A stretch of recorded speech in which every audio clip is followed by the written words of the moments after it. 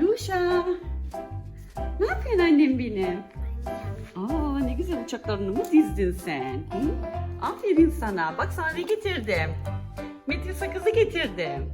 Al bakalım. Hı?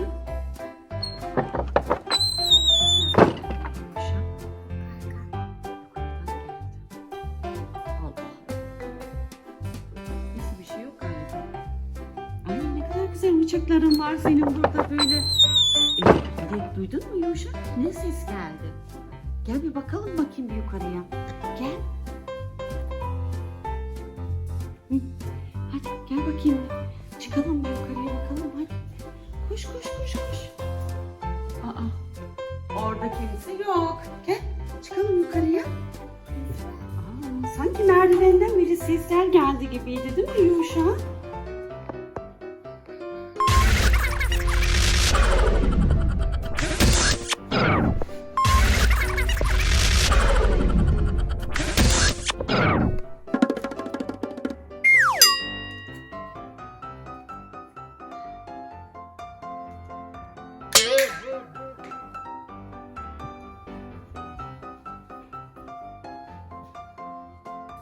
Bakalım mı buraya? Burada da kimse yok. Gel bakalım.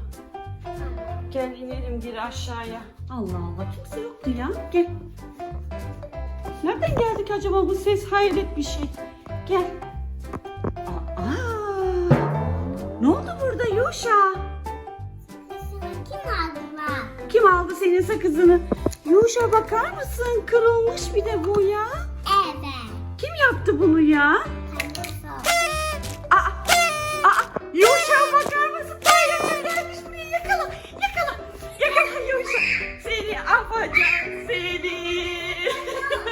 Yakala afacan. Yakala yakala. Uçaklarımızı da dağıtıyor. Ver bakalım sakızımızı seni küçük afacan seni. Seni küçük afacan seni küçük afacan. Sakızımızı kırmış ya. Kutumuzu kırmış, sakızımızı da çalmış içinde. Seni yaramaz seni. Çirkin seni. Çirkin.